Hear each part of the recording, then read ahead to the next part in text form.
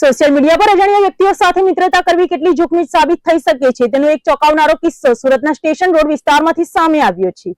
એક યુવતીને મિત્રતાના બહાને હોટલમાં બોલાવીને દુષ્કર્મ આચરી તેનું વિડીયો શૂટિંગ કરીને બ્લેકમેલ કરનાર નરાધમને મૈદરપુરા પોલીસે મહેસાણાથી ઝડપી પાડ્યો છે। સુરતમાં રહેતી એક યુવતી માટે સોશિયલ મીડિયા પર થયેલી મિત્રતાનો એક ખરાબ અનુભવ થયો હતો। આરોપીએ યુવતીને મળવા બહાને સ્ટેશન રોડની એક હોટલમાં બોલાવી હતી। હોટલમાં રૂમમાં આરોપીએ યુવતીની મરજી વિરુદ્ધ બળજબરીપૂર્વક દુષ્કર્મ આચર્યું હતું। આટલેથી જ ન અટકતા નરાધમે અંગત પળોનો વિડીયો પણ ઉતારી લીધો હતો। આ વિડીયોના આધારે આરોપી યુવતીને સતત બ્લેકમેલ કરતો હતો અને અંતે તે આ સંવેદનશીલ વિડીયો સોશિયલ મીડિયા પર વાયરલ પણ કરી દીધો હતો। આ ઘટનાથી સ્તંભ થયેલી યુવતીએ હિંમત ભેગી કરીને મૈદરપુરા પોલીસ મથકે ફરિયાદ નોંધાવી હતી। પોલીસે ગુનાની ગંભીરતાને જોઈને ટેકનિકલ સર્વેલન્સની મદદથી લોકેશન ટ્રેસ કર્યું હતું અને મહેસાણાથી આરોપી કરણ દત્તાણીને દબોચી લીધો હતો। આ ઘટના ફરી એકવાર સોશિયલ મીડિયાના દુરુપયોગ અને સાયબર સુરક્ષા સામે લાલ બત્તી ધરે છે। દુષ્કર્મનો ગુનો લાગે શું છે હકીકત?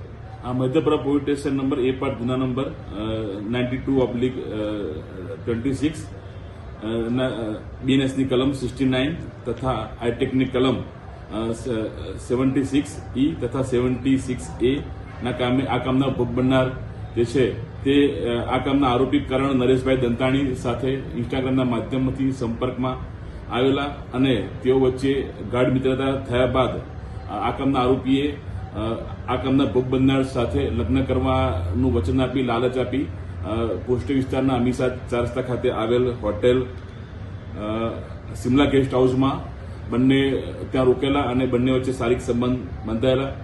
એ ક્ષણનો વિડીયો આરોપીએ ઉતારી લઈ બાદમાં ફરિયાદી આ કામના આરોપી જે ફરિયાદી છે તેની સાથે લગ્ન કરવાની લાલચ આપી સંબંધ બનાવેલ હોય બાદમાં લગ્ન કરવાની ના પાડી આ સદર જે વિડીયો ઉતારેલા હોય એ ઇન્સ્ટાગ્રામના માધ્યમથી વાયરલ કરી ગુનો કરેલ હોય તે કામે આ કામના ભોગ બનનાર જે કામના ફરિયાદી છે તેમણે મૈદરપુરા પોલીસ સ્ટેશનમાં ગુનો દાખલ કરાવેલ તે કામે આરોપીને અટક કરી આગળની તજવીજ હાથ ધરેલ છે। સુરત ક્રાઇમ બ્રાન્ચે એક મોટી સફળતા હાંસલ કરતા લાંબા સમયથી નાસ્તા ફરતા ગરફોડ ચોરીનો ત્રિપુટીને ઝડપી પાડી છે। બંધ બંગલાને નિશાન બનાવી રાત્રિના અંધકારમાં ચોરીની ઘટનાને અંજામ આપતી આ નેપાળી ગેંગ હવે પોલીસના સકંજામાં છે। સુરત ક્રાઇમ બ્રાન્ચની ટીમે બાતમીના આધારે 3 નેપાળી ઈસમોની ધરપકડ કરી છે જેઓ શહેરના પોસ્ટ વિસ્તારમાં બંધ બંગલાઓની રેકી કરીને ચોરી કરતા હતા। તપાસમાં ખુલાસો થયો છે કે આ તસ્કરોએ દિવાળી વેકેશન દરમિયાન જ્યારે લોકો બહારગામ હતા ત્યારે એક ડોક્ટરના બંધ બંગલાને નિશાન બનાવ્યો હતો। આરોપીઓએ બંગલાના તાળા તોડીને અંદર પ્રવેશ કર્યો હતો અને તિજોરીમાંથી રોકડા રૂપિયા 30,000ની ચોરી કરી ફરાર થઈ ગયા હતા। આ ચોરી બાદ આરોપીઓ પોલીસની ધરપકડથી બચવા માટે સતત પોતાના ઠેકાણા બદલી રહ્યા હતા અને છેલ્લા ઘણા સમયથી નાસ્તા ફરતા હતા। ક્રાઇમ બ્રાન્ચે ટેકનિકલ સર્વેલન્સ અને હ્યુમન ઇન્ટેલિજન્સના આધારે આ ત્રણેય આરોપીઓને દબોચી લીધા છે અને તેમની વધુ પૂછપરછ હાથ ધરવામાં આવી છે। ઝડપાયેલા આ નેપાળી શખ્સોએ અન્ય કેટલા સ્થળોએ ચોરી કરી છે અને તેમની સાથે અન્ય કોઈ ગેંગ સંડોવાયેલી છે કે કેમ તે દિશામાં હવે પોલીસ સઘન તપાસ કરી રહી છે। સુરતના ઈચ્છાપુર વિસ્તારમાંથી એક હૃદયદ્રાવક સમાચાર સામે આવ્યા છે। એક હોનહાર યુવાન નોકરી પર તો ગયો પરંતુ સાંજે જીવતો ઘરે પાછો ન ફર્યો। કંપનીની ગંભીર બેદરકારીએ પરિવારના એકમાત્ર દીકરાનો જીવ લીધો હોવાના ગંભીર આક્ષેપો સાથે શાકતુર પરિવારે ન્યાયની માંગ કરી છે। ઈચ્છાપુર વિસ્તારમાં આવેલી એક કંપનીમાં કામ કરતા 24 વર્ષીય અક્ષ દીપકભાઈ પટેલનું વીજ કરંટ લાગવાથી કરુણ મોત નીપજ્યું છે। અક્ષ તેના પરિવારનો એકમાત્ર દીકરો હતો। પરિવારના આક્ષેપ મુજબ કંપનીના સત્તાધીશોએ સેફટીના પૂરતા સાધનો આપ્યા વગર જ અક્ષને ચાલુ ઇલેક્ટ્રિક લાઇન પર કામ કરવા મજબૂર કર્યો હતો। કામ દરમિયાન અચાનક જોરદાર કરંટ લાગતા અક્ષ ફસડાઈ પડ્યો હતો અને ગણતરીની મિનિટોમાં જ તેને દમ તોડી દીધો હતો। યુવાન દીકરાના મોતના સમાચાર મળતા જ પરિવાર પર આપ તૂટી પડ્યું હતું। પરિવારે આક્ષેપો કર્યા કે જો કંપનીએ સુરક્ષાના સાધનો આપ્યા હોત તો આજે તેમનો દીકરો જીવતો હોત। હાલમાં પરિવારે કંપનીની આ ઘોર બેદરકારી બદલ જવાબદારો સામે કડક કાર્યવાહી કરવાની માંગ સાથે ન્યાયની પોકાર કરી છે। એક તરફ સરકાર ઇન્ડસ્ટ્રીયલ સેફટીની વાતો કરે છે ત્યારે બીજી તરફ આવી બેદરકારીઓ નિર્દોષ યુવાનોનો જીવ લઈ રહી છે। પોલીસ હવે આ મામલે અકસ્માત મોતનો ગુનો નોંધી કંપનીની ભૂમિકા અંગે તપાસ કરશે। ઘટના એવી બની છે કે ગઈકાલે 3:30 થી 4ની વચ્ચે અક્ષ દીપકભાઈ પટેલ નામનો છોકરો કામ કરતો હતો ક્રિપ્કો કંપનીની અંદર ઇલેક્ટ્રિક ડિપાર્ટમેન્ટની અંદર જે મારો ભાણેજ થાય છે હું એનો મામા થાઉં છું। અને આ ઘટના કાલે જ્યારે થઈ તે લગભગ 3:30 થી 4ની વચ્ચે થયેલી છે અને આ ઘટના થવા પાછળ કોણ કોણ જવાબદાર છે અને એ બધી માહિતી કોઈ આપી નથી। હજુ કોઈ જાતનું કોઈ અહીંયા આવ્યું નથી કોઈ જાતની કોઈ વાત કરવા માટે આવ્યું નથી, કોઈ કંપની માટે માણસ આવ્યા છે અહીંયા અને આવું કેમ છે એ બધી જાણકારી અમને જોઈએ છે।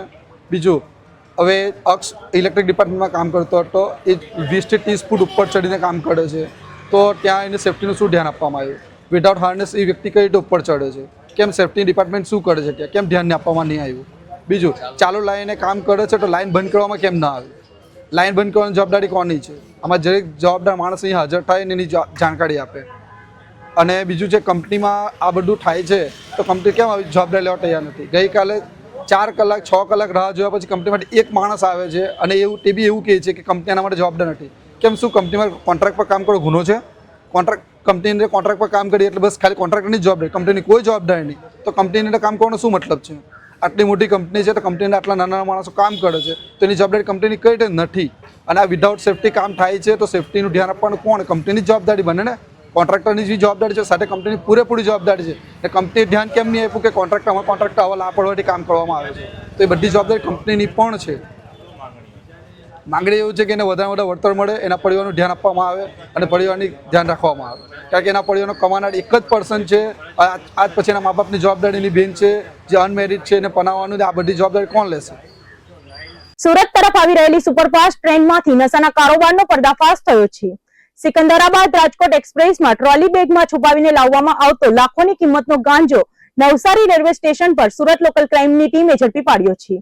આ સાથે ડ્રગ્સની હેરાફેરી કરતા આંતરરાજ્ય નેટવર્કનો પણ ભાંડો ફૂટ્યો છે. સુરત લોકલ ક્રાઇમ બ્રાન્ચને બાતમી મળી હતી કે સિકંદરાબાદ રાજકોટ સુપર એક્સપ્રેસ ટ્રેનમાં નશીલા પદાર્થોનો જથ્થો લાવવામાં આવી રહ્યો છે. જે બાતમીના આધારે પોલીસે નવસારી રેલવે સ્ટેશન પર વોચ ગોઠવી હતી. ટ્રેન આવતા જ શંકાસ્પદ મુસાફરોની તપાસ કરતા તેમની ટ્રોલી બેગ અને શોલ્ડર બેગમાંથી 16 કિલોથી વધુ ગાંજો મળી આવ્યો હતો. પોલીસે ગાંજાના જથ્થા સહિત કુલ 9 લાખથી વધુનો મુદ્દામાલ કબજે કર્યો હતો. તપાસમાં ચોંકાવનારી વિગત સામે આવી છે કે ગાંજો લાવનાર વ્યક્તિની સાથે તેને રિસીવ કરવા માટે મંગાવનાર અન્ય ઈસમ પણ સ્ટેશન પર જ હાજર હતો. પોલીસે આ નેટવર્ક સાથે જોડાયેલા આરોપીઓની ધરપકડ કરી તેમની સામે NDPS એક્ટ હેઠળ કાયદેસરની કાર્યવાહી હાથ ધરી છે. રેલવે માર્ગ નશાની હેરાફેરી રોકવા માટે પોલીસ હવે વધુ સતર્ક બની છે. ઝડપાયેલા આરોપીઓ અગાઉ કેટલી વાર આ રીતે નશીલા પદાર્થ લાવ્યા છે અને સુરતમાં કોને સપ્લાય કરવાના હતા તે દિશામાં સઘન પૂછપરછ શરૂ કરવામાં આવી છે. સુરતના રાજકારણમાં ફરી એકવાર ધરપકડને લઈને ગરમાવો જોવા મળી રહ્યો છે. આમ આદમી પાર્ટીના શહેર મહામંત્રી તુલસીભાઈ લાલૈયાની અડધી રાત્રે થયેલી ધરપકડને પગલે આપ અને ભાજપ સામસામે આવી ગયા છે. આમ આદમી પાર્ટીએ આ કાર્યવાહીને રાજકીય કિન્નાખોરી ગણાવીને ભાજપ પર આકરા પ્રહારો કર્યા છે. સુરત આપના સંગઠનમાં મહત્વની ભૂમિકા ભજવતા મહામંત્રી તુલસીભાઈ લાલૈયાની અડધી રાત્રે ઓલપાડ પોલીસે ધરપકડ કરી છે. આમ આદમી પાર્ટીનો સીધો આક્ષેપ છે કે તુલસીભાઈ વિરુદ્ધ નોંધાયેલી FIR તદ્દન ખોટી અને ભાજપ પ્રેરિત છે. જનતાના પ્રશ્નો ઉઠાવતા નેતાઓને ડરાવવા માટે સત્તાનો દુરુપયોગ કરવામાં આવી રહ્યો હોવાનો દાવો પાર્ટી દ્વારા કરવામાં આવ્યો છે. ઓલપાડ પોલીસ આજે સવારે તુલસીભાઈને કસ્ટડીમાં લઈને રવાના થઈ હતી, જેને પગલે મોટી સંખ્યામાં કાર્યકરો એકઠા થયા હતા અને સૂત્રોચ્ચાર કર્યા હતા. બીજી તરફ પોલીસ સૂત્રોના જણાવ્યા મુજબ કાયદેસરની પ્રક્રિયાના ભાગરૂપે જ આ કાર્યવાહી કરવામાં આવી છે. જોકે આ ધરપકડ પાછળ કયો ચોક્કસ ગુનો કે ફરિયાદ જવાબદાર છે તે અંગે હજુ સત્તાવાર વિગતો બહાર આવવાની બાકી છે. આ ઘટનાને પગલે ઓલપાડ અને સુરત શહેરમાં રાજકીય તાપમાન ચરમસીમાએ પહોંચ્યું છે. ચૂંટણીઓ નજીક હોય કે ન હોય, સુરતમાં આપ અને ભાજપ વચ્ચેનો જંગ હંમેશા ચર્ચામાં રહે છે. તુલસીભાઈની ધરપકડ બાદ હવે આમ આદમી પાર્ટી આગામી સમયમાં કેવા પ્રકારના વિરોધ પ્રદર્શન કરે છે તે જોવાનું રહેશે. શું આ ખરેખર કાયદાકીય કાર્યવાહી છે કે પછી રાજકીય દાવપેચ?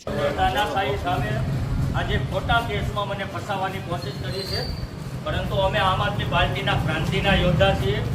આ ભાજપની પોલીસ કે ભાજપની પોલીસના દંડા કે ભાજપની પોલીસની જેલથી અમે ડરવાવાળા નથી. તાકાત હોય તો જનતાના કામ કરીને લડો, પરંતુ આ ભાજપની પોલીસથી કે ભાજપની આ જેલથી અમે ડરવાવાળા નથી. હિંમતથી અને તાકાતથી લડીશું, જીતીશું અને જનતાના આશીર્વાદથી ખૂબ આગળ વધીશું. અમે ક્રાંતિના યોદ્ધા છીએ, અરવિંદ કેજરીવાલના સિપાહી છીએ, આમ આદમી પાર્ટીના યોદ્ધા છીએ. આજે હું ઓલપાડ પોલીસ સ્ટેશન જઈ રહ્યો છું. ગત રોજ રાતે 1 વાગ્યાથી પોલીસનો કાફલો મારા ઘરે ખડકાઈ ગયો હતો અને પોલીસ એમ કહેતા હતા કે તમારી ઉપર ફરિયાદ દાખલ થઈ છે. ભાજપના નેતાઓના ઇશારે મારા ઉપર ખોટો કેસ દાખલ કરી અને મને દબાવવા અને ધમકાવવાની કોશિશ થઈ રહી છે. પરંતુ અમે આમ આદમી પાર્ટીના ક્રાંતિકારી યોદ્ધા છીએ. અમે ધગધગતા ધરતી ફાડી અને ધાન પેદા કરવાવાળા ખેડૂતના દીકરા છીએ.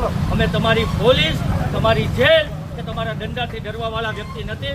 તાકાતથી લડીશું, જીતીશું અને જનતાના આશીર્વાદ મેળવીશું. હું ઓલપાડ પોલીસ સ્ટેશન અત્યારે જઈ રહ્યો છું. મને ખોટા કેસમાં મને બદનામ કરવાનું કાવતરું ભાજપના નેતાઓ દ્વારા કરવામાં આવ્યું છે, પરંતુ અમે ભાજપની આ પોલીસથી કે ભાજપના દંડાથી કે ભાજપની આ જેલથી ડરવાવાળા વ્યક્તિ નથી. તાકાતથી લડીશું અને હું પોલીસને સમર્થન આપું છું. અને હું મારી જાતે અત્યારે હું ઓલપાડ પોલીસ સ્ટેશન હાજર થઈ રહ્યો છું. ખોટી રીતે મને હેરાન પરેશાન ગત રોજ રાતે 1 વાગ્યાથી મને ઘરે ગોંધી રાખ્યો છે. પોલીસ ઉપર પણ પ્રેશર આપવામાં આવ્યું હતું. ભાજપના નેતાઓના ઈશારે વારંવાર કહેવામાં આવ્યું હતું કે તમે અત્યારે હાજર થાઓ, અત્યારે હાજર થાઓ. પરંતુ અમે આ ભાજપની પોલીસથી ડરવાવાળા નથી. અમે તો આમ આદમી પાર્ટીના ક્રાંતિકારી યોદ્ધા છીએ, લડીશું અને આવનારા દિવસોમાં જીતીશું. બોલો ભારત માતા કે જય.